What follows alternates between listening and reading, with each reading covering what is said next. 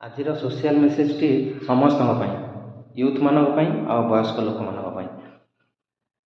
ଆମ ଜୀବନରେ ଆମେ ପଇସା କମାଉଛେ, ସଞ୍ଚୟ କରୁଛେ ଓ ଆମ ଲାଇଫଟାକୁ କିଛି ଆମେ ଏନ୍ଜୟ କରିପାରୁନେ। ଏମିତି ଗୋଟେ ଘଟଣା ଘଟିଲା ମୋ ଘର ପାଖରେ। ଗୋଟେ ମଉସା ଜଣେ ଗଭର୍ଣ୍ଣମେଣ୍ଟ ଅଫିସରେ ଚାକିରି କରନ୍ତି, ଡେଲି ବସ୍ରେ ଯିବା ଆସିବା କରନ୍ତି।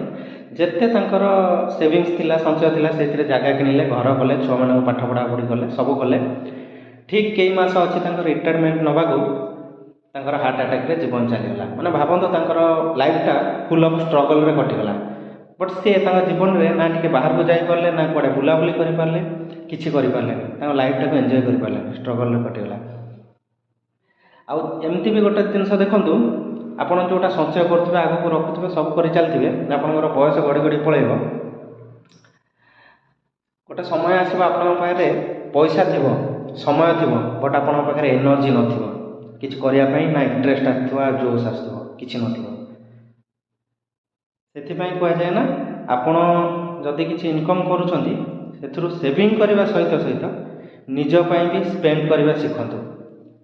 ନିଜ ଲାଇଫରେ ବି ଖୁସି ରୁହନ୍ତୁ, ବାହାରକୁ ଯାଆନ୍ତୁ, କିଛି ଏକ୍ସପ୍ଲୋର କରନ୍ତୁ, ବୁଲାବୁଲି କରନ୍ତୁ, ନିଜ ପାଇଁ ବି ସମୟ ଦିଅନ୍ତୁ। ଯେଉଁଟା ଇଚ୍ଛା ହେଉଛି କରନ୍ତୁ। ଯେତେବେଳେ ନିଜେ ଆପଣ ପଇସା କମାଉଛନ୍ତି, ଇନକମ୍ କରୁଛନ୍ତି, ତ ନିଜ ପାଇଁ କରିବା ବହୁତ ନିହାତି ଜରୁରୀ। ଖାଲି ଏମିତି ନାହିଁ କି ଆପଣ ଛୁଆ ପିଲା ପରିବାର ସବୁଥିରେ ସ୍ପେଣ୍ଡ କରିଦେବେ।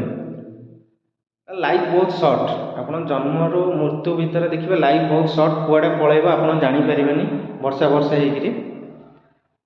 ସେଥିପାଇଁ ଜୀବନରେ ଅତ୍ୟଧିକ ମାତ୍ରାଧିକ ଷ୍ଟ୍ରେସ୍ ନ ନେଇକି, ବେଶୀ ଚିନ୍ତା ନ କରିକି ଲାଇଫଟାକୁ ବହୁତ ଇଜି ସ୍ମୁଥରେ ନିଅନ୍ତୁ। ଆଉ ଯେଉଁ ସମୟରେ ଯେଉଁଟା କରିବା କଥା, ଯେଉଁ ଏଜ୍ରେ, ସେଇଟା ଆପଣଙ୍କର ଇଚ୍ଛା ହେଉଛି କରିଚାଲନ୍ତୁ। ଭାବନ୍ତୁନି କି ଏଇଟା କରିଦେଲେ ଏତିକି ବର୍ଷ ପରେ ଆଉ ଗୋଟେ ଜିନିଷ କରିବି। ଯଦି ଆପଣଙ୍କୁ ପସିବଲ୍ ହେଇପାରୁଛି, ମନକୁ ଇଚ୍ଛା ହେଉଛି, କରନ୍ତୁ, ଲାଇଫଟାକୁ ଏନ୍ଜୟ କରନ୍ତୁ। ଲାଇଫରେ ବେଶୀ ଷ୍ଟ୍ରେସ୍ ନିଅନ୍ତୁନି। କେତେବେଳେ ଲାଇଫ୍ ଏଣ୍ଡ ହେଇଯିବ ଆମେ ଜାଣିପାରିବାନି। Life is beautiful. ଜୟ ଜଗନ୍ନାଥ।